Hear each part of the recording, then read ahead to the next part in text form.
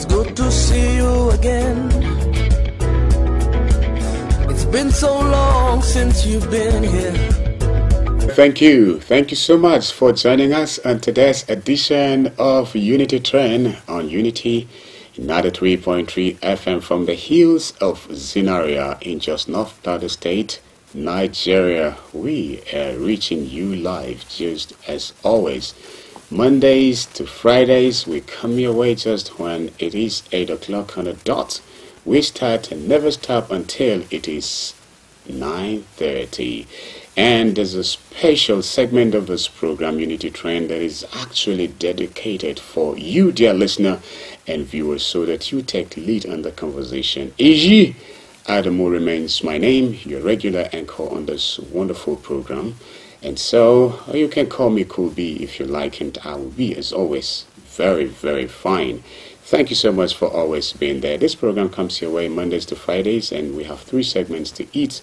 The first is review, and the second is transit, and the last is interactive, where you get to join the conversation. And as always, we are streaming live on Facebook at Unity Radio FM/TV. Just connect with us if you find it worthy, and which I please that you really should find it worthy, so that we begin to receive your comments. Just when the time comes, I get to read all of your comments on our Facebook page. You can also connect with us on our WhatsApp channel at Unity Radio FM/TV. Just thank you so much. Today happens to be Monday, the 14th day in the month of October, the year 2024. It's good to have you. The week has already kick-started, and today is the first edition of Unity Train coming your way this morning, and it promises to be very, very interesting. I pray that God in His grace and mercy, who has made it possible for you and myself to see this day, would continue to be God over our lives. Who live a purposeful life, a fulfilled life, God's willing. And someone might say amen out there. In the studio, I don't do this alone, and so I have in the studio already seated to my right-hand side an erudite public and current affairs analyst, Dean, Faculty of Veterinary Medicine, University of Jos, Professor Pavano H. Bamaye. He's coming your way as usual with a big good morning. Enjoy it. Well, let me begin with you, Could be. Big good morning to you, Suda Makan. Suda. Oh, you've eaten already. I'm happy to hear that. I think I have also. Thank you. Viewers and listeners, Suda Makan, have you eaten? Or do you have something to eat? You know, if you don't have something, you can visit your neighbor's house if he or she has something. Good morning, good afternoon, good evening, depending on where you are in the world. It's a very fantastic, beautiful 14th October 2024. Let me quickly remind you about your goals and dreams and objectives, because the year is fast moving to an end. How far so far have you gone? About that building project, about that book you're writing, about that poem, that musical album, that farm you're enlarging, that business trip, that new skill, new trade, new certificate. What about the marriage you said this year will not pass you by? What about that adventure? Remember, your goals and objectives must be SMART. SMART means specific, measurable, achievable, relevant, and time-bound.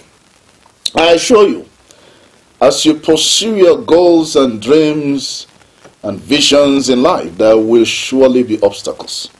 You will face opposition. You will face resistance. But your persistence will break every resistance. You're sure to meet failure on the way.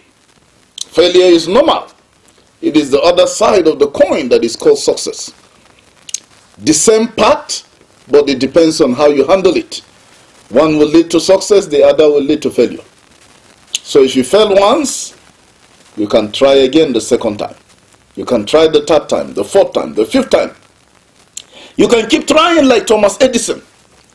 999 times, and at the 1000th time, pow, electricity appeared. Don't you dare give up. Winners don't quit. Quitters don't win. Surely there will be tough times. What do you expect? Times are hard, isn't it? But tough times don't last. It is tough people that do. The economy of Nigeria might be bad, but your own personal economy can be good. In the midst of Nigeria, you can still be smiling. You can still be celebrating. It is a choice that you have to make. Let me tell you, in the middle of difficulty, friends, lies opportunity. You just need to open your eyes. You will see opportunity in the middle of difficulty. And I tell you something, don't throw in that towel. Keep pushing on.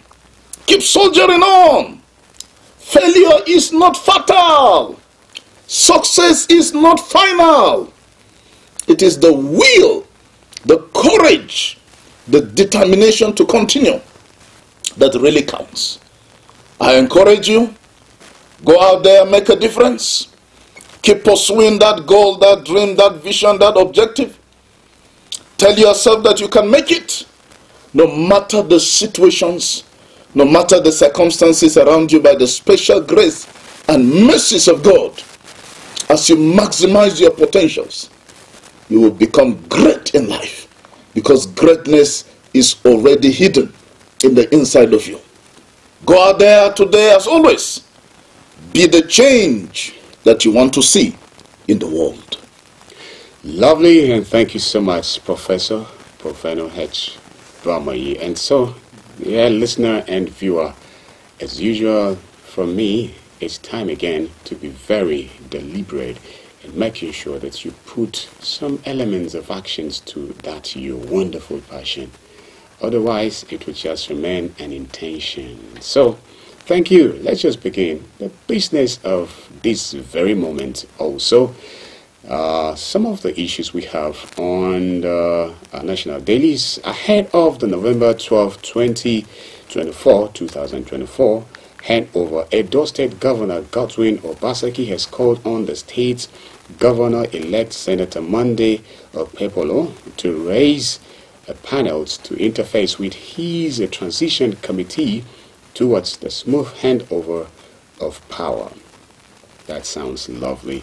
Operatives of the National Drug Law Enforcement Agency at the Murtala Muhammad International Airport, Lagos, have arrested a Thailand returnee, Simon Peter Ogefor, for importing 13.30 kilograms of heroin worth over 3.192 billion naira. There's a huge one there.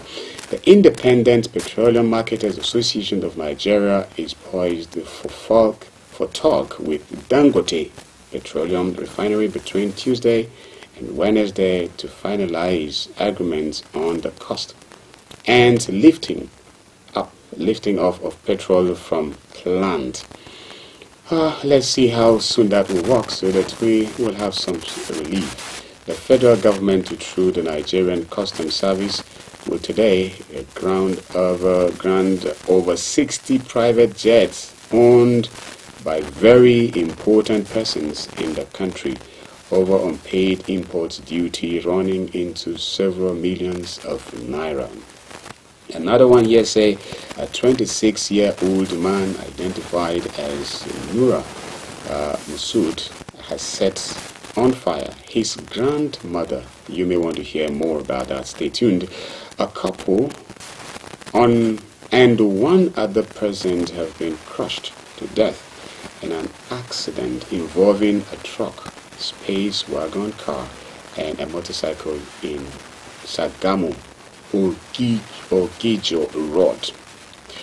There's a sad one there. Self-acclaimed Yoruba Nation's agitator Sunday Adeyemo, popularly known as Sunday Igboho, has submitted a petition to the Prime Minister of the United Kingdom, Keir Starmer, seeking his support for creation of a Yoruba nation.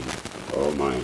The People's Democratic Party, PDP, Treasurer Ahmad Yayari Muhammad on Sunday said he has resumed as acting national chairman. And this one says the federal government is set rev up the war against insurgents and other criminal elements with 34 fighter jets. This is lovely. Okay, I'll leave you now in the hands of Professor Provino Hejma. Let's get to hear what he has to say on this and lots of other issues as we have done. Charity begins at home, could be. So let's begin from Plateau State. Plateau is our home. Home of peace and tourism. Last week, remember, we had the local government elections. And by Thursday night, 15 of the local government chairmen were sworn in to office by His Excellency Governor Caleb Manasseh Mutfwang. 2 chairmen were left out, Langtang North and Pangshin, until Friday. By Friday, the new chairman for Pangshin local government area and Langtang North, Felix Gnong and Etiem, were finally sworn into office. Well, we'll say congratulations to the chairman. Now we have 17 of them sworn in, and the local government councillors also by now should be in their various offices carrying out their activities if they have offices. And well, the elections came and passed just as I predicted, that the winning party will sweep all the local government areas. And I said if they are magnanimous enough, maybe they will give 1 or 2 to the opposition. But as it turns out, they took everything and maybe gave, I think, 3 councillors or so to other parties. It is a normal thing, a normal trend in Nigeria that whoever is the governor, all the local government chairmen, or almost all, will come from the party that the governor chooses. Either the party he belongs to, as in this case our governor is from PDP, or if he decides to adopt a different party from his own party, like Simi Fubara of River State decided to put in another party, APP, support another party, APP, and then, of course, all the local government chairmen but one came from that party. It's a normal thing in Nigeria. It has been the practice since our so-called democracy started, the so-called nascent democracy. We don't know when it will grow up, that whoever is the governor in any state, the local government chairman will come from his party.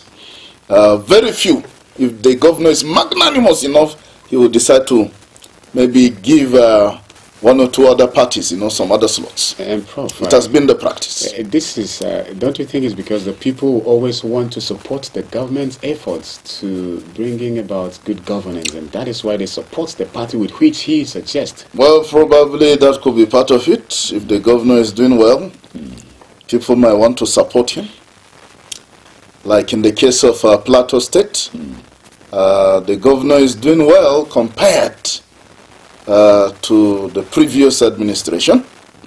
Of course, he can do better. He's doing well. I will give him maybe 50% pass mark. The previous administration will give them 20% that they failed woefully. But the present governor, present government, I will give him 50%. There are lots of things that the governor needs to sit down and get them really done. And one of them primarily is security in Plateau State. Where there is no security, every other thing rises and falls on security. Before you continue, please, Prof, yes. I beg of you. If the present government is, well, by you, giving 50%, yes, then how many percent would be of the previous government? I gave them 20%. 20%. The previous government, 20%. Growing, not the present government, 50%. Okay. The president, I will give him 10%. The current president of Nigeria. Because he has a long way to go. As far as I'm concerned, His Excellency Bola Ahmed Tinubu has not even started. All right. He needs to go back to May 29th, 2023 and retrace his step, and then he can get ready to start. Because he started on a wrong, note. He started very badly, and because of his policies and pronouncements, Nigeria has not been able to recover to this day since 29th May, when he made his famous statement, subsidy is gone, and decided to float the naira and other anti-people policies to punish, torture Nigerians, frustrate Nigerians, and frustrate the economy. Those anti-people policies have landed us in the present pandemonium, anarchy, confusion, and retrogressive state that Nigeria has found itself. So, the local government chairman, it has followed the normal trend in Nigeria. The governor determines where the local government chairman come from. If he's doing very well, well, you might say, like you said, maybe they want to support the governor. But to my mind and heart, the main problem we have with local government elections in this country, not only local government elections, even the national elections, even the INEC and the various state independent electoral commission, is that up to today in Nigeria, since 1999, when we started the so-called Fourth Republic, and when we returned to our so-called democratic rule, we have not had an independent electoral commission. Those independent electoral commissions we've been having are only independent by their name, but they are not independent at all. The president appoints the INEC chairman. Is he independent? The president pays the INEC chairman. The president pays all the electoral officers and, appoint all those commissioners, electoral commissioners, and all that. Try to reflect a federal character and all that in pretense. But at the end of the day, every president will put his stooges, those who will dance to his tune, those who are loyal to him, are the ones he will put in place. And the same thing, the governors. Have you seen any governor appoint as a independent electoral commissioner in the chairman of CX in the various states, put his enemy there, or somebody who is his critic, who will criticize him vehemently? He will put him there as chairman. They won't do it. He will put somebody loyal to him, somebody that when the chips are down will say, okay, how do we manipulate the figures? How do we ensure that you have people who will support you, in governance? So we've not had an independent electoral commission in Nigeria to this day. We keep deceiving ourselves. We think that when you put the name independent, it will make them independent. It is not. It is not putting the name independent. If we want an independent electoral commission, like I've said before, from the national level to the local, to the state level, because the state appoints the ones at the state level, we should have an independent body of technocrats, of professionals, to control the process from the MBA, from the NMA, from the engineers, the nurses, all those professionals. They should come together with labor and the rest. Sometimes labor is political, sometimes you don't take them serious. But if we have those professionals come together, they will decide who should be the chairman of the Independent Electoral Commission. They will decide what and what should be done, who the officers should be. The only function of the government is to ensure that the budget of the Independent Electoral Commission is adequately catered for, and the money is released to them to a dedicated account that they are the only ones that have control over. The president has no control.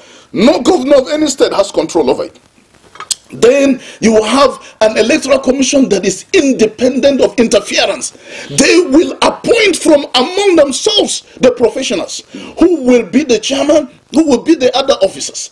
Then by the time we begin to do that, Nigeria would have started having some semblance of a democracy and elections that will be transparent. But as long as the president will appoint his own boy, the governor will appoint his own boy in charge, and they will be reporting to them, I think we're just deceiving ourselves. And we're just pretending to be having democracy.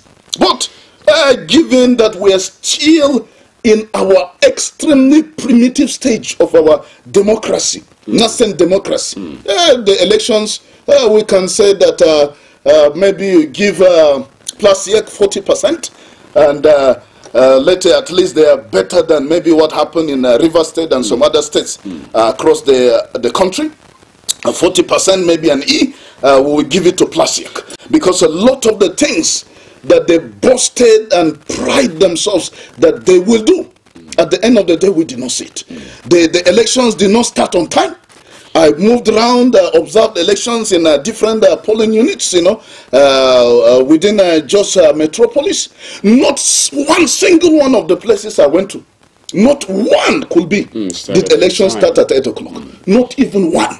The earliest started 11 o'clock. So, you see, with all these problems, and in all those places, the VVS did not work on election day.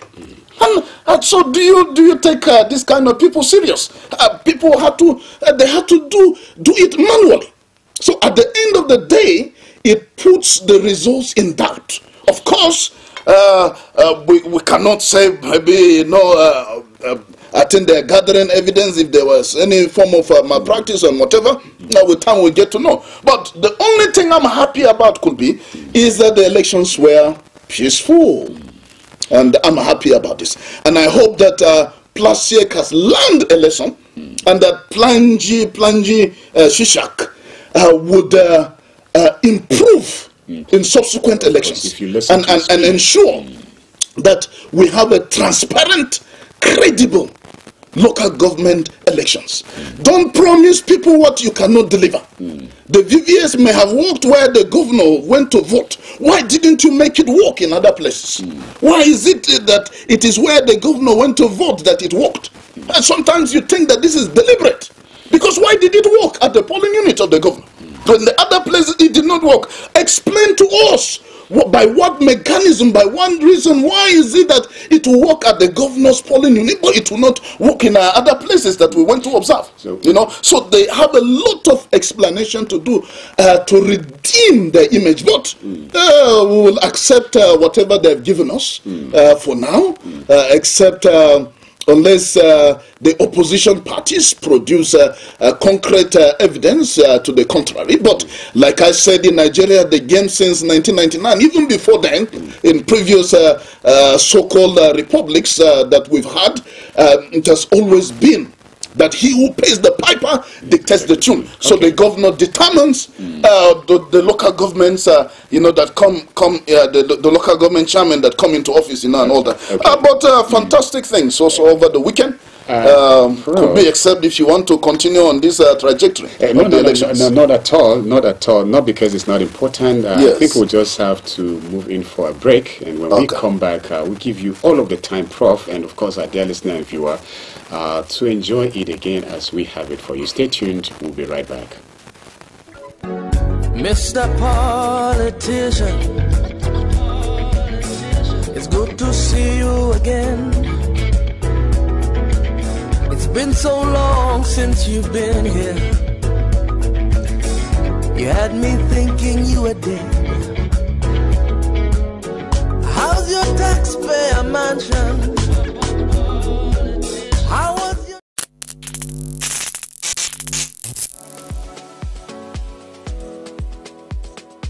Are you bored and need some company? Get a TV experience like no other on Unity TV. We are turning up the hits with captivating TV shows, electrifying political programs, music, movies,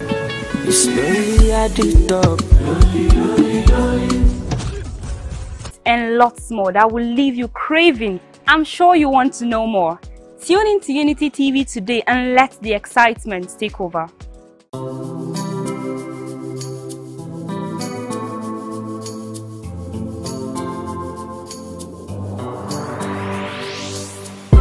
Please Please pay attention. It starts from the foundation.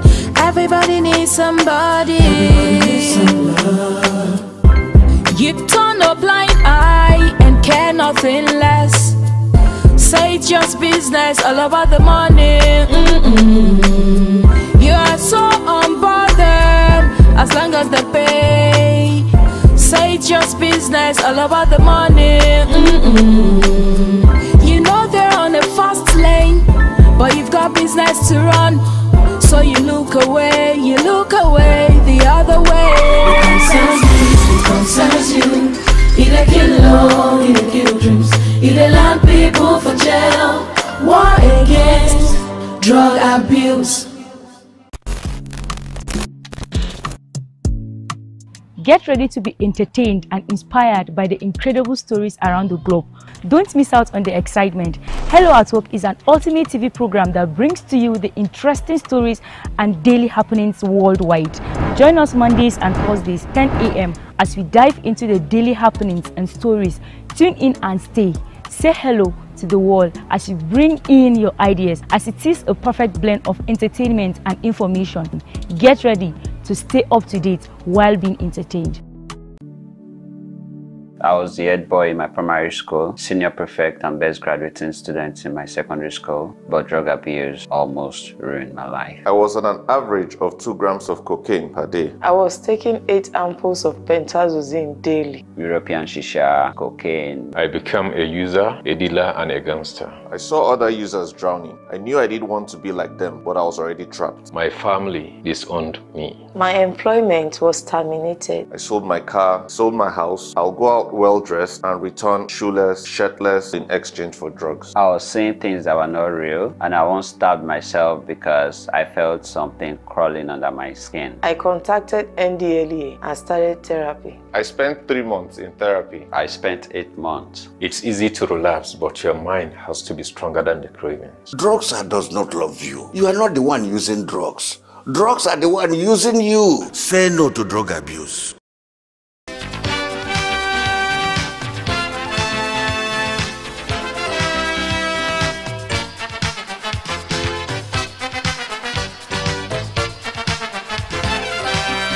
The Financial Services Regulation Coordinating Committee, FSRCC, in collaboration with the National Broadcasting Commission, NBC, wishes to draw the attention of the public to the worrisome increase in the activities of illegal financial operators, IFOs, which threaten public trust and the stability of the Nigerian financial system. The FSRCC and NBC hereby advises the general public to refrain from dealing with unlicensed financial operators who deceive individuals with unrealistically high investment returns.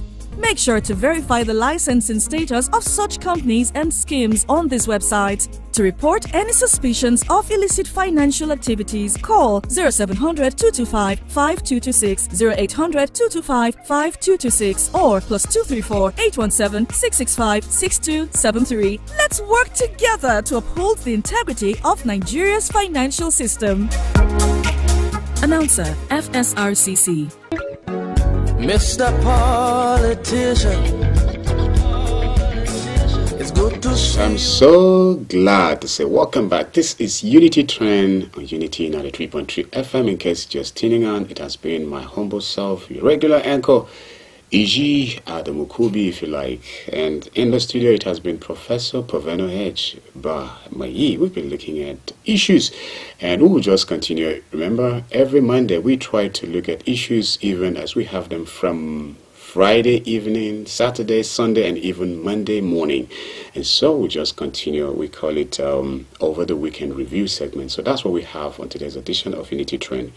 We are streaming live on Facebook at Unity Radio FM/TV Just. Connect with us even on our WhatsApp channel at Unity Radio FM/TV Just.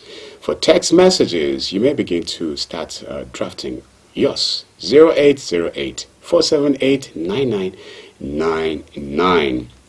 Before we start looking at the issues as we have them, I have this laudation for Honorable Felix Ponko JP, the Senior Special Assistant SSA on Igbo Affairs, to His Excellency, the Executive Governor of Plateau State, Barrister Caleb Manasseh Mutfwang. He has been active in representing the good and industrious Igbo community in Plateau State. Honorable Aponko, as an SSA, has been a voice for the Igbo community. He has been following developments in Plateau State and recommending strategic policies that would improve the welfare of not only the Igbo people in Plateau State, but the entire citizenry without ill religious or ethnic sentiments. Honorable Felix Aponko JP has made the voice of the Igbo community felt and heard like never before, to the best of my knowledge. Aponko has been organizing town hall meetings and has been on social media, print media, and traditional media, promoting people-oriented government policies and enhanced national cohesion, peace, and unity of Plateau State. Aponko again has proven that being an SSA is not about the stipends, it's not about the money, but about the holistic contributions that enhances good governance. Thank you so much, Honorable Felix Aponko. I want to thank His Excellency Barrister Caleb Manasseh Mutfang for considering Honorable Felix Aponko JP worthy to serve in this capacity. Another big thank you to the Commissioner for Information and Communications, the Interim Commissioner of the Plateau State Ministry of Tourism, Culture and Hospitality, the Chairman of the Plateau State Police Community Relations Committee, Honorable Ibrahim Musa Ashams, and of course, not forgetting, there is hardly a week without the message from the government to the people, and this is without the wonderful work of Mr. Gyang Bere, the Director of Praise and Public Affairs, to the Governor and his team. And thank you so much, everyone, for always being there. Mr. Honorable Felix Aponko, your work has actually drawn my attention to the wonderful thing you have been doing. I truly appreciate you. Always being here, spend your money just to make sure that people understand government's directions with which to bring good governance on Plateau State. Thank you so much. Prof, now over to you. So let's round up a little bit about the local government elections. You know, could be those of us who are observant. You look at the local government elections, look at the ruling party, PDP. How many of the transition implementation chairmen of those 17 local government elections contested the last election? Tell me, how many of them?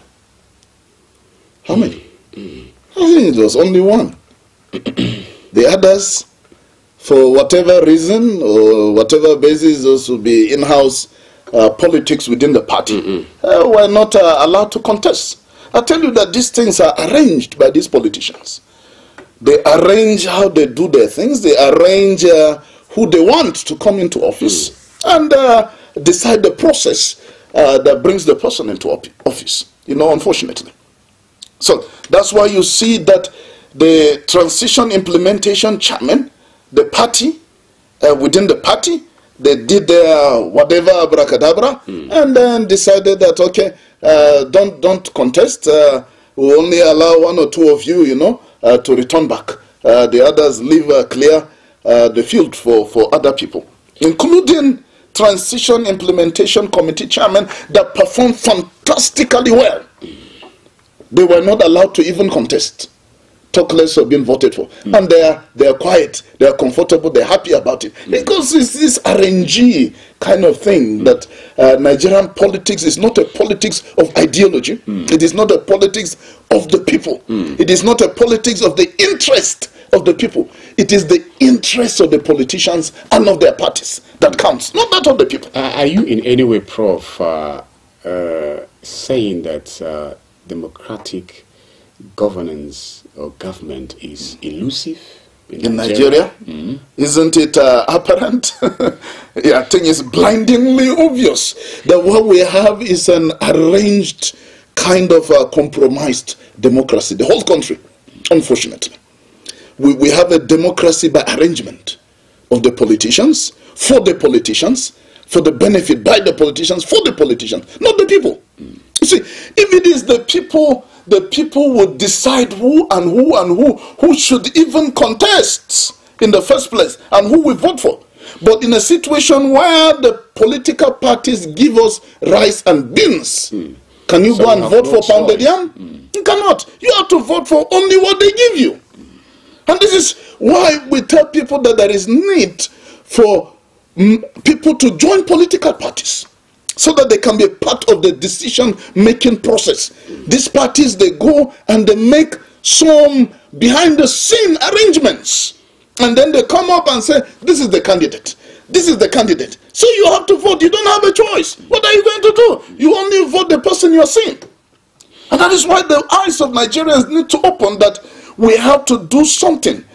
As many good Nigerians as possible should join these political parties and change some of these anti-people decisions that are taken in political, parties, so that we can have some semblance, of democracy in this country. And I'm talking about all the 36 states and the FCT, from the presidency down to the local government level. We are not doing well at all. The arrangement is anti-people. That is why you see that development has remained elusive. If Nigerian politics had been all about the people for 64 years, we would have been near Singapore. But we are 50 years or 100 years behind Singapore, that became an independent state or nation in 1965 and decided to have a democracy that is pro-people, determined by the people, for the people, unlike Nigerian politics that is all about the politicians and their political parties. That is why we've not been able to move forward, because we don't have a people-centered democracy. People-centered democracy. Nigerians' democracy doesn't meet the definition it does not meet textbook definition of democracy as government of the people, by the people, for the people. That's not what we have in Nigeria. It is government of the people, by the elites, by the politicians, for their interests, for their parties. And that is why you see that when you have this kind of a setup, it is extremely difficult. If we continue like this, I can guarantee you, I'm not a prophet of doom. You don't need a prophet to tell you that we're not going anywhere when it comes to development until we have a reset of our democratic system. A reset. It needs a reset. We need to have a democracy that is people-centered, that is all about the people. I'll give you an example. If you have a democracy that is people-centered, our president will not be concerned about buying a presidential jet. He will not be concerned about having a big palace where he stays and his VP and lieutenants. He will not be concerned about his own interest, how to make himself comfortable. And our senators will not be concerned about, and the House of Rep members buying expensive cars and having fat allowances for themselves. If it is people-centered, it will be all about the people.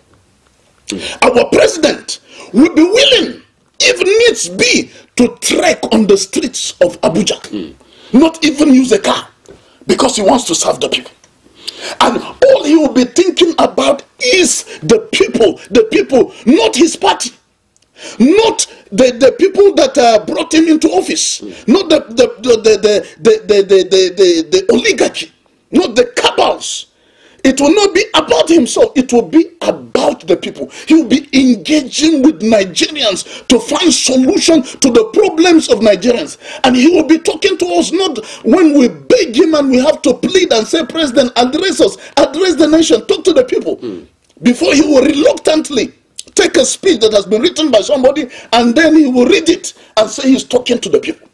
We will have senators who will not be collecting fat salaries and allowances if it is people-centered. Our senators, instead of all those money they collect, they will channel the money directly to their constituencies. Let's have a dedicated account. Let there be a people committee that will determine how those constituency projects are done. The money, they will be in charge of it. The senator should not see one kobo of that money. And when you have a people-centered democracy, every day our political leaders will be thinking about how to make the lives of the people better. Are Nigerians feeding well? Do they have good health facilities? Do they have security? What about their welfare? How are they doing? That will be what our political leaders will be thinking about. The people all the time, not themselves. They'll be willing to sacrifice. They'll be willing to even be homeless in Abuja just to ensure that Nigerians have houses to stay. When you have a people-centered democracy, you will see what happened in Singapore. The Prime Minister, after many years in power, left, returned back to his old rickety house where he was before he became a Prime Minister. The house has not changed. He has not added extra rooms. He has not refurbished it and made it look like a Prime Minister's house because he was out there to serve the people. And he can move the streets without a convoy. By the time we have a people-centered democracy, they will not be harassing us on the road with a long convoys. Why do they have those convoys? Those convoys are not useful convoys. Why do you need to have a long convoy when you're a political leader? Why can't you alone and your driver, maybe one other car if you need any, move about and stop harassing Nigerians on the highway with siren, blastering siren, intimidating the security ahead of you, pushing cars into the gutter and making people have accidents, even killing people in the process and all that? Is that democracy? This is not a people-centered democracy. What we are having is an anti-people democracy. When we have a people-centered democracy, our senators will be collecting just the barest minimum allowance they need for survival for themselves. In fact, we should even make the National Assembly a part-time affair instead of making it full-time.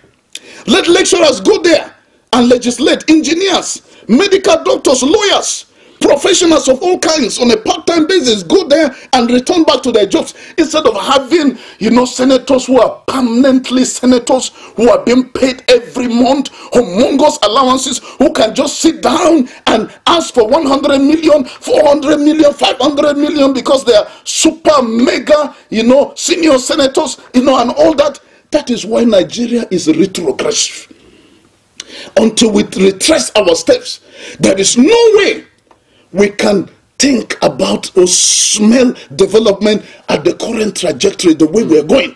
Okay. We are heading towards, failure already. And we're already seeing the failure. I mean, when you already know the result of what you're doing, I can tell you now authoritatively what the economy of Nigeria will be like in 2025. I don't need a prophet to know it. All I just need to do is look at the kind of leaders we have, the decision, the steps they're taking. I already know where we're heading to. Last year when I was telling people you'll be buying petrol at 1,000 naira per liter, it was a joke. People just laughed. They did not believe that it can happen last year when I said it.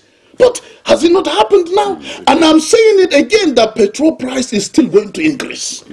Okay. You don't need a prophet to tell you. When you have leaders that have no vision, who are not people-centered, who are not passionate about serving the people, when it is all about themselves all the time, I mean that you cannot have a nation that is developed, a nation where the welfare and security of the people is primary. Prof, what would you have the president do? What he has inherited can best be described as an empty treasury. In fact, minus, where we have debt here, and there. And so that's what... And he has indebted us even more in the last 1 year. At least $6.5 billion in debts in the last 1 year since he came into office. He has been collecting more loans, putting us in more debts. Is that why we voted him? I mean, what will I have the president do if His Excellency Bola Ahmed Tinubu is listening this morning? You will write your name in gold, return back subsidy. Fully. Return it back to where you made it. Let's begin even from there. Return back subsidy. Stop the floating of the naira. Return back, then we can tell you the next steps to do. Retrace your step. Apologize to Nigerians for the pains you're causing Nigerians. Those pains are not going to lead to a better Nigeria. Let's not be deceived. Buhari told us in 1984 that his policies will make Nigeria better. Nigeria did not become better. IBB did the same thing in 1985 when he took over. That his policies will make Nigeria better. It did not happen. The same thing happened under Abacha. The same thing has been happening. We are deceiving ourselves. The things to do to make Nigeria become better are primitive kindergarten economics. That is so easy and so simple that you wonder why our leaders cannot do things that are so simple, so easy to do. And so, His Excellency has no excuse to say, I inherited an empty treasury. If he's saying that, you know, that is laughable. You cannot say, I inherited a very difficult problem. Why did you contest to be the president of Nigeria if you don't have solution? You should not have contested. You contested because you thought that you can solve the problems of Nigerians. If you are not able to solve it, then you should resign today, straight away, immediately resign, and see if there will not be better people who can make the country better. Those policies are anti-people. Removing subsidy was ill-timed. Floating the naira, ill-timed. Hike in electricity tariffs, ill-timed. All those policies of hunger and starvation, punishing, torturing Nigerians, anti-people policies are ill-timed. It is not a good thing that you have a government voted into office and they come in, all that the people get is more hardship, more economic hardships, difficulties, challenges, all manner of problems. Governments are supposed to solve problems, not create problems. Governments are supposed to take care of the people welfare and security-wise, not cause more insecurity, not cause more welfare issues, more health issues for Nigerians. You know, Prof, again, talking about fuel subsidy removal by His Excellency Mr. President, there's hardly anyone amongst those who vied during the general elections wanted to be the president that did say they would not remove fuel subsidy. Absolutely, I agree with you. How comes this time it's something that Nigerians and most analysts and people are of the opinion that it should be brought back? The key word here is the timing. The timing. And the procedure for the removal of the subsidy. How do you come into office on your first day in office? You've not even entered the office from the Eagle Square. Subsidy is gone. Who does that? Where did you see that in the world? Which president of any country in the world ever did that? It was ill-timed. He was in a hurry without preparing. And you know, they said, if you don't prepare before you appear, you disappear before your time. There was no preparation. Proper preparation prevents poor performance. Yes, the other candidates, not because I agree with them, but they said they will remove the oil subsidy. But before you even remove it, you will cushion the effects ahead of time. You will put in measures that will help the people not to feel, they will still feel it, but not to feel it so much, the impact of the removal of the oil subsidy. Some shock absorbers, as it were, before you even remove it. For example, before you remove the oil subsidy, you will have increased salaries, for example, by more than 300%. Because when the oil subsidy was removed, the price of petrol skyrocketed by more than 300%. Later, more than 400, more than 500%. Now we are buying it at more than 500%. From 179 naira under Buhari in NNPC mega stations, now we are buying it at 1,030 naira. That is almost like 1,000% increase. But did you increase the salaries by 1,000%? The person who was earning 10,000 naira, is he earning more than 100,000 naira today? He's not. The person earning 30,000 naira, is he earning more than 300,000 naira today? That was not done. You're supposed to do those things. Put the shock absorbers, all the so-called palliatives and all that. You are supposed to do all that first. Have a wide consultation across the country. Sit down with technocrats, with experts. Let us discuss what will be the impact of this removal of oil subsidy on the average Nigerian. You know, the problem with these politicians, they are always thinking about themselves. That's why I'm saying that we're still deceiving ourselves when we say that we're having a democracy, because they're always thinking about themselves. Are they thinking about the average Nigerian on the street before you take any decision? How will it impact that Nigerian that is struggling every day? Struggling to get transport to move from one place to the other, struggling to get food to eat, even when the economy was better. What about now that it is worse? I mean, that is what you should do your homework properly before you begin to think about removing oil subsidy. Because every generation of our leaders have said that they're removing subsidy. They will say they have removed. The next one will come, they have removed. The next one will come. Up to today, they're still removing. What kind of subsidy are you removing that forever you keep removing? You know, oil subsidy. There is a problem. It is not the removal of the subsidy that will solve the problems of Nigeria. Otherwise, by now, our problems will have been solved.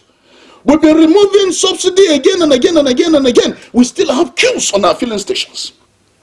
We've been removing again and again and again, and the economy is getting worse and worse and worse and worse every day instead of being better. Something is wrong. We need to think out of the box. We need to do something else. You cannot be doing the same thing over and over and over and over again and expect that you're going to get a different result, unfortunately. So we need leaders who are pragmatic. We need leaders who are visionary. We need leaders who will sit down and face the monster that is staring us in the face. The first problem the president should have confronted in Nigeria, if you ask me, should have been insecurity. It is not the removal of oil subsidy. The money we lose every day to insecurity in this country is extremely huge. On daily basis, we are losing more than 100 million naira because of insecurity, conservatively. Every blessed day. Imagine what will happen if we save 100 million naira every day in this country. In just 1 month, imagine how much money we'll have gotten. We'll have saved billions. The primary responsibility of government is the welfare and security of the people. He should have handled this monster of insecurity first and foremost. I'm happy that in one of the headlines, they're talking about 34 fighter jets. The other time we had the Tucano helicopter fighter jets. It did not change anything. So I am not celebrating 34 fighter jets. Is it going to change anything? That you'll be flying from the air and dropping bombs? That you'll be flying in the air and doing some display and fight the terrorists who are hiding in caves and dens and rocks in different forests? Should that make us clap hands and celebrate that it will be the end of insecurity? We need to just watch and see. Because we are not doing things the way they're supposed to be done. By now, we'll have been getting tangible results. By now, Nigeria will have been secured. Farmers will have been going to their farms and return back peacefully without being afraid of anything. But that is not the case now. You even your farm produce is destroyed. Your crops are destroyed. You know, one of my friends, now his farm has been destroyed. After all the efforts, after all the money he pumped in and all the energy, all the time invested, his farm has been destroyed. We have not addressed the issue, the issue of insecurity. And you're jumping at oil. Everything is about oil. There was no oil in Nigeria when Nigeria was a great country. The oil had not been discovered when Nigeria was making waves around the world. It looks as if the discovery of oil even was like in some sort of way like a curse upon Nigeria. Oil became the bane of our tears, our underdevelopment, our insecurity, our crying, our lack of visionary leaders, our all matter of myriads, of hydra-headed problems, All right, okay. So Nigeria needs visionary leaders.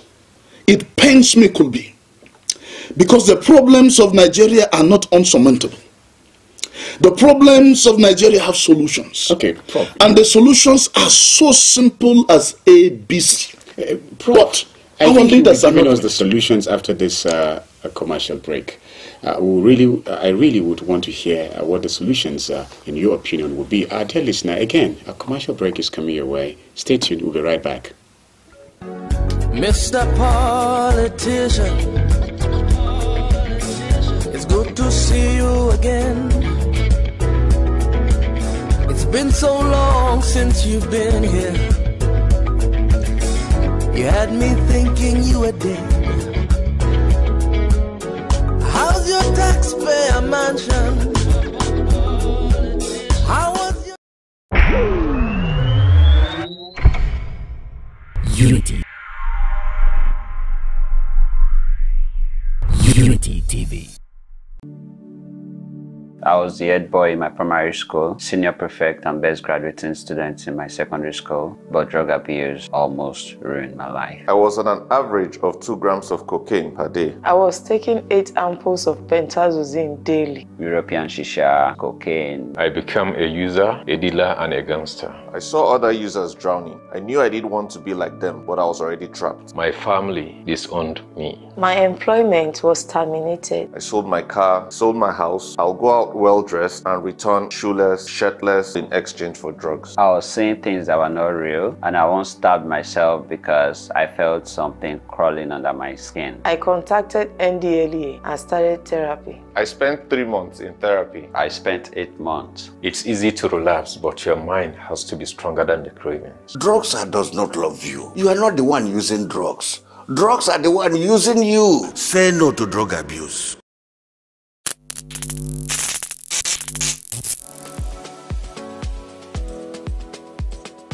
Are you bored and need some company? Get a TV experience like no other on Unity TV. We are turning up the hits with captivating TV shows, electrifying political programs, music, movies,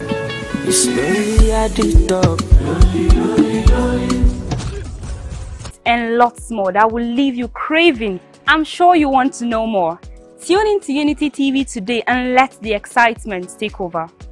The Financial Services Regulation Coordinating Committee, FSRCC, in collaboration with the National Broadcasting Commission, NBC, wishes to draw the attention of the public to the worrisome increase in the activities of illegal financial operators, IFOs, which threaten public trust and the stability of the Nigerian financial system. The FSRCC and NBC hereby advises the general public to refrain from dealing with unlicensed financial operators who deceive individuals with unrealistically high investment returns. Make sure to verify the licensing status of such companies and schemes on this website. To report any suspicions of illicit financial activities, call 0700 225 5226, 0800 225 5226, or +234 817 665 6273. Let's work together to uphold the integrity of Nigeria's financial system. Announcer, FSRCC. Get ready to be entertained and inspired by the incredible stories around the globe. Don't miss out on the excitement. Hello at Work is an ultimate TV program that brings to you the interesting stories and daily happenings worldwide. Join us Mondays and Thursdays 10 a.m. as we dive into the daily happenings and stories. Tune in and stay. Say hello to the world as you bring in your ideas, as it is a perfect blend of entertainment and information. Get ready to stay up to date while being entertained.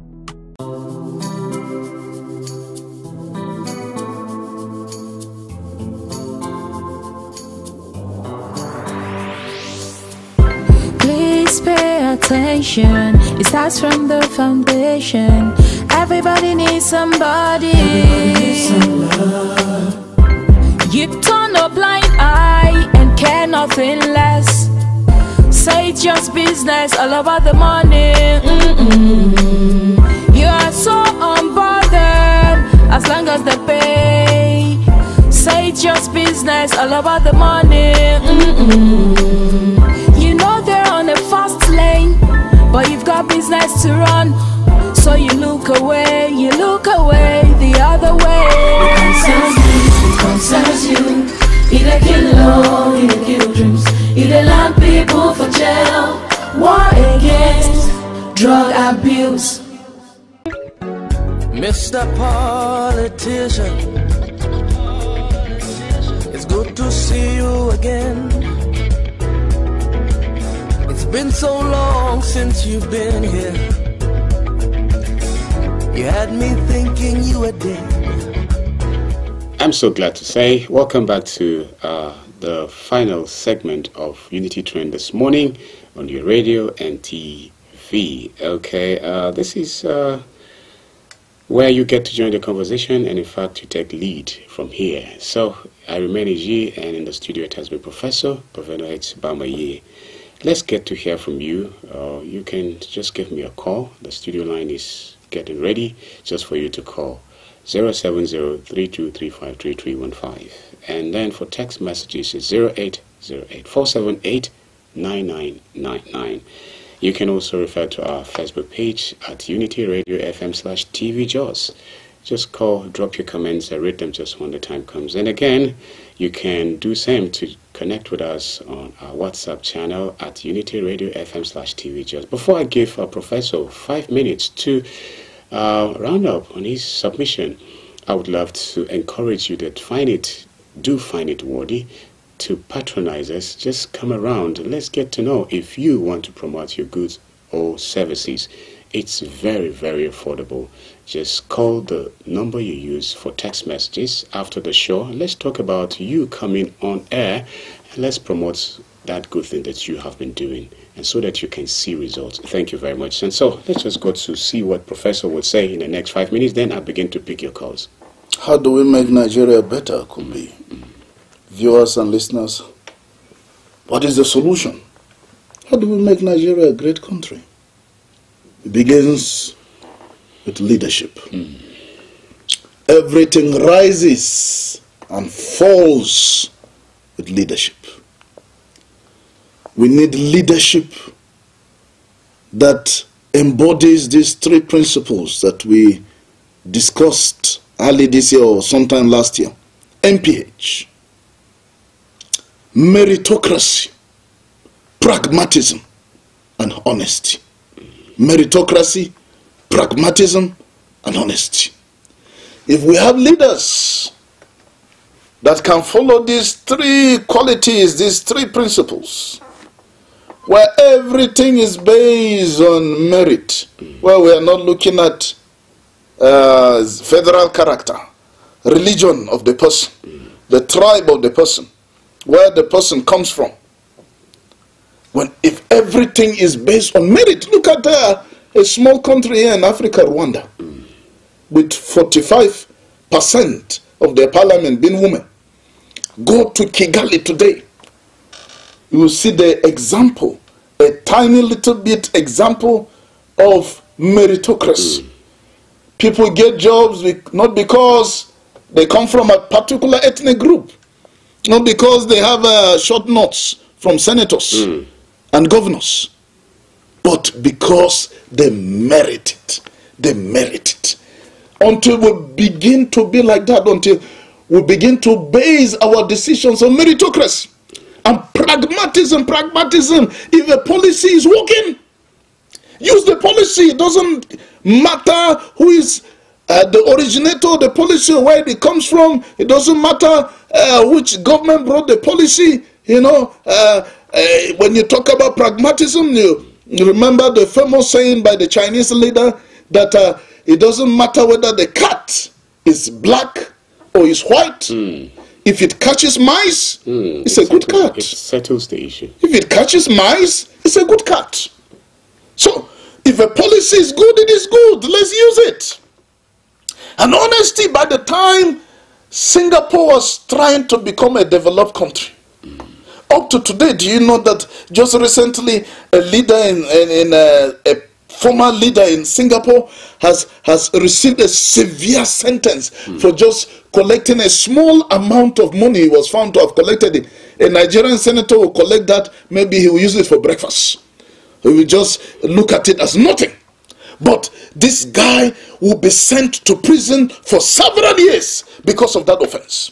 When Lee Kuan Yew was the Prime Minister of Singapore, when his ministers travel out and their trip is sponsored by some businessman, when they come back, he will punish them. They will be suspended. Some of them will be put in prison because they will say that businessman paid your transport when we've already given you transport fare. We paid for your flight ticket.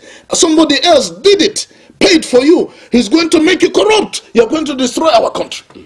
Honest. So, if we want Nigeria to be developed, we need to return back to MPH.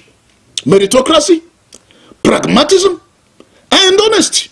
We have a country that is extremely divided along tribal and ethnic and religious lines.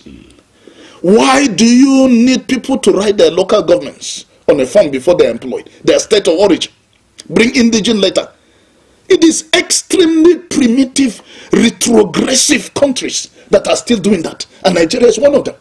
Nowhere in the world, in any serious country, do you see them wanting to know which village you come from, what is your religion, and all that. What has that got to do with the job? Interview that he came for. What does it got to do with the employment? Why do you want to know the person's religion? Why do you want to know where the person is coming from so that you favor him? And say, okay, we'll take also from this place, we'll take from that place. It tells you how extremely primitive we are as a country. We are still operating like the people in the Stone Age. We are not yet ready, for development. Okay. And then, if we want this nation to move forward, by the time we have leaders that practice MPH, these great visionary leaders will face the hydra-headed problems of Nigeria headlong, confront it, and they will do it sacrificially as servant leaders. They don't care whose ox is God. They don't care whose feet they're stepping on. They'll be ready to be revolutionaries to ensure that the right thing is done. What is right is done. They don't care whether they're stepping on toes. They just want Nigeria to move forward. By the time we begin to have leaders like this who are ready to serve the people wholeheartedly, as the leaders go, so do the people. The people will follow naturally. The reason why we are like this is because of our leaders. The followers are bad, I know, could be that we have many bad Nigerians because we have many bad leaders in this country. Unfortunately, we've not been blessed with good leaders as a country for so many years since our independence. If we had fantastic, wonderful leaders, there have been countries worse than Nigeria. But when they got fantastic, wonderful, visionary leaders, those nations changed. Today, they're developed nations. They're advancing. They're moving forward. The reason why Nigeria has not moved forward, the problem is leadership. By the time we have good leadership, Nigerians will follow naturally. Why is it that during the military era, Nigerians were behaving themselves when they were doing war against indiscipline? It was because of the leaders that found. Why is it that when Nigerians go to UK, you will not see them standing on the streets in London to urinate? No Nigerian will do that. No Nigerian will park his car in London and come out and urinate on the road. But as soon as the same Nigerian arrives in Nigeria, Nnamdi Azikiwe International Airport or Murtala Mohammed International and comes out, he will look for the next bush there. He will stand there and start urinating because it's back to Nigeria. Because in Nigeria it is allowed. Everybody just does anything he wants and our leaders tolerate it and they're comfortable with it. They don't care about it. And so everybody is doing it. So you see that because of that mentality, that attitude that has been inbuilt with us by wrong leadership over the years. The average Nigerian has that mentality, that mindset, that attitude that is retrogressive. Anytime he's in this country, he returns back again to that mindset. But when he leaves and goes to a country where people have a different attitude, he automatically fits in. So what would it be now if the presidents will have to, find those who tilt towards authentications, and that too will be said of the president.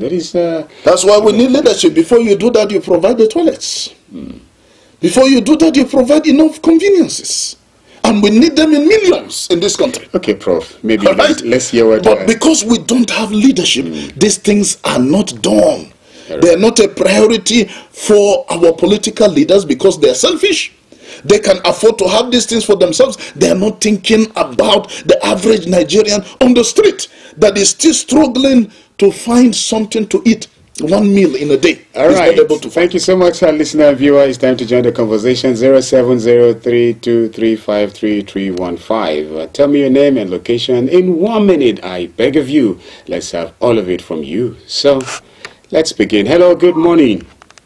Hello, good morning. Thank you for calling. Your name? Yeah, thank you very much. All right, you have a minute. Let's hear from you. Yeah, I will comment the program. I want to comment on the about the local government election. Yes. You see, it's a very, very recommended for bringing a late and fair ground for election. And even though the INEC got some challenge in terms of distribution of the materials and in terms of distribution of the staff, because we find out that some staff will not know the location where to go and pick the working materials to locate to their polling unit, which is a challenging one. But we are following on the INEC. Next time we should improve on that thing. So you see, we cannot compare this election with the previous one that was conducted by APC. Okay. The process by voting were executed and they are announcing results. But you see, in this election, the students are very, very truthful that this election is free and fair. All right. Because we have seen before the election, the only party that were up and doing is PDP. PDP have campaigned like they are not in power. You have not seen other parties. The extent that PDP have failed to reach all the nook and crannies in their world. So you see, thank you, Senator Kumar. But this could be kind of the campaign. You see that in the world, other parties have gotten and they have withdrawn in the previous election. Thank you. Good democracy at the grassroots in the platoonians. So we are calling to those that emerge. We should know that it's the people that vote for them. That's why everywhere is peaceful, everywhere is celebrating, because the election is free and fair. All right, thank you, Senator Kumar. They should work according to the masses. They should win the heart of the masses and they should do what they can do so that they can help to come again. Thank you very much. Thank you very much, Senator Kumar. Okay, this one is from TG News. It says Ribado Ashoza Kume says that Tinubu is giving him unwavering support through thick and thin. All right, TG News there. Hello, good morning. Good morning. Thank you for calling. Your name? Yes, this is Benedict calling from Finai. You have a minute. Please, let's go on. Yes, I hope you can hear me. Yes, I can hear you. You have a minute. Go on. Yes, so can you to say good morning to the person in the studio today? And then I get the person. You're welcome. Yes, good morning and welcome to this segment of Unity thing. You see, you have actually been the voice of the masses, the voice of the poor. Sometimes, if you are not in this studio, 100 people cannot really be really shooting. You are a fearless speaker and then somebody who speaks truth to the power. God is going to strengthen you and it will release the energy, even the strength to which you are even having voices. It is quite unfortunate. We are thinking that in 1999 we are going to have democracy in Nigerian government. We are thinking that it's going to be real. We are thinking that we are going to actually have something different from what the military has been giving us all these years. But if you ask me now, I really don't know if it is worse under this democracy or even better under the democratic government. The reason why I made this statement is this. Most of the policies that we are seeing in a democratic government, especially from 2015 to date, and they bring some anti-disease policy, like you said, and some policies that is actually very, very, very, very hot and harsh to the people. The next thing they say is that you should adjust. They are actually putting in a reform. The PDP has messed up the system. The PDP people, the economy, they are actually trying to fix so many things. And that is what Wadi said for complete 8 years. Ashwajibola Tinubu has also gone the same way. And he continues telling you that the policies are going to turn around Nigeria's economy. The policies are going to make Nigeria smile. All right. Policies are going to make Nigeria better. But what we see is going down every day. Our nation, our Nigeria, is going down every day under the leadership of these people. And again, when you look at some of the policies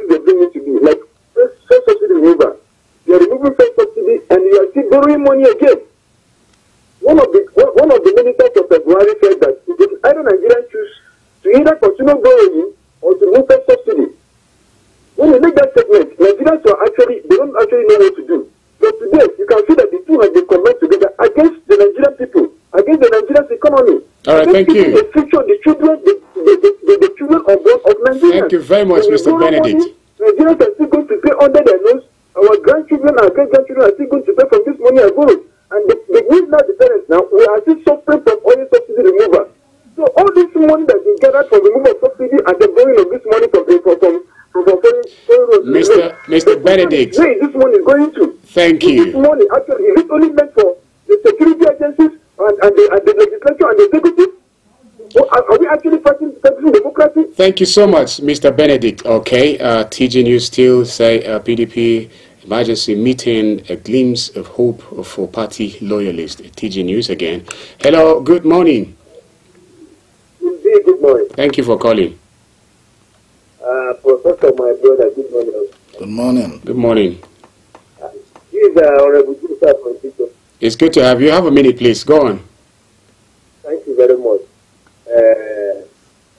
My brother, we are in trouble in this country. Okay. Because things are not moving well at all, and the masses are in a very big trouble. And I don't know way out. Yes, because the government of the day, they are not even ready to do anything about it. And that was why we are trying. That for 2016, when they say that time for change, they did not even tell Nigeria which kind of change are we going to experience. We don't know that it's hardest in the century. You understand? So okay. What I'm advising President Tinubu is to do the needful so that Nigerians can smile again. Good morning. All right, thank you very much. Okay, on Facebook, I have this one. Say, okay, good morning, Kubi and the Professor, Bamayi, and others guests in the house. I'm very glad for you educating us, your program. Also, I'm watching you live from Zelo. May Almighty God protect you from any acts of evil. As amens by Jibrin Dawai Zelo. Thank you. And Robert Bere, Victor is saying, good morning, sir. Plasec did not live up to its expectations. So many people were disenfranchised as a result of late coming and incomplete elections materials, making the integrity of the elections compromised. Okay, and Muri Z Izang, he's saying, I prefer to go to him by saying missions. Good morning, Kubi and Professor Bamayi. I celebrate you. Attention should be given to the significance of societal factors. For example, deprivation of money, okay, housing, environment, and education, social prejudice, the discriminatory institutional responses to certain groups of people because they are opposition, women, or have disability. All right, and I think that's the most for Facebook even this morning. Let's see what we have. Text messages here. This one says, Uhoman Bulus Esther and Faringeda, good morning, Kubi, and the Professor, the Barrister, and may God continue to bless you both for the wonderful work you are doing out there. May God continue to see us through this hardship we are passing through. God bless Unity FM, Plateau State, and Nigeria. Lives we pray for a better Nigeria of our dream. Thank you, Bulus Esther Uhoman. Good morning, Kubi, Prof B. How was the weekend? I hope you enjoyed it. Prof, continue telling them the truth. If they like, let them listen or not. God bless you, Prof. We are proud of you, sir. Prof. Suda Makan from Aliu Maza. And a big Suda from Prof there. Thank you. And another text message say, good morning, Mr. B and the Professor in the house. The Prof have spoken well and did justice to all the issues being raised. I supported the Prof by calling on the President to revert all his anti-people's policies. Equally not happy with the government and the Plasec for the state electorate. Okay, the elections is a total failure and miscarriage of justice. I think I don't get that too well. And it's from Suleiman Science Yusuf Street.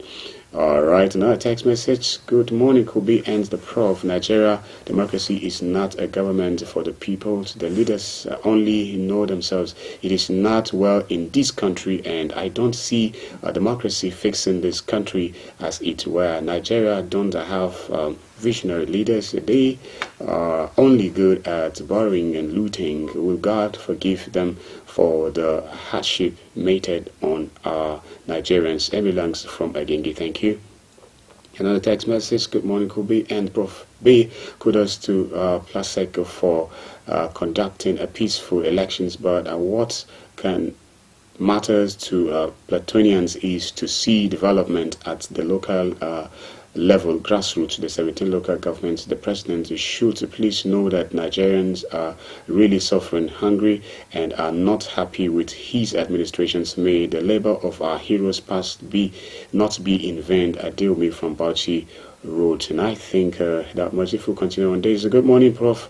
Bamayi, say Allah, the barrister ends Adam Kubi. May you all be abundantly rewarded for the enlightenment. I just can't believe that our elections are credible, peaceful. Yes, people are tired and decided to play cool. All Nigerians and Nigerians. May Lowell from Sabon Peggy. Thank you, Lowell from Sabon Peggy. And last, good morning, CBPB. Life is gift from Allah, a gift of which only He knows the expiry date, so leave it with gratitude, kindness, peace, pity, and good intention. Continue saying the truth. If Allah support us, no one can overcome you. May He support you with His love, protections, kindness, mercy, and forgiveness. Amin. Hassan Garba, and thank you. Prof, you may have a minute to say about you see, it could be, viewers, listeners, let's tell ourselves the truth. Don't wait for the government to make Nigeria better. You can make your own life better. And it is simple. Forget the government. The government will continue to play their politics, take their decisions, anti-people decisions, until we the people rise up and really take back the government to ourselves. But help yourself. Invest. Invest. And there is a lot you can do. Thank God that the land doesn't care whether you're a politician or ordinary citizen. You can farm and have bumper harvest. Our friends that came from Germany, Nigerians, doing fantastically well in Ogun State, a big farm, and they have even built a whole estate, there. You can invest in agriculture, get a nice, fantastic place that is secure. That's why we keep talking about security, could be. Because this is where the government will have helped us. If we have fantastic security, people can farm everywhere. But now you can only farm in certain places. You can invest in farming. So if you're not investing as a Nigerian, you're only waiting for minimum wage. Minimum wage now, do you know that if you are paid 70,000, let's even add all the allowances to that minimum wage, making it 77,500 naira, by the time you pay electricity bill at the current band A, 57.3% of your minimum wage is going to electricity bill alone. If you are just using 5 to 7 devices in your house, 57.3% of your minimum wage will go to electricity. Now you're not talking about water.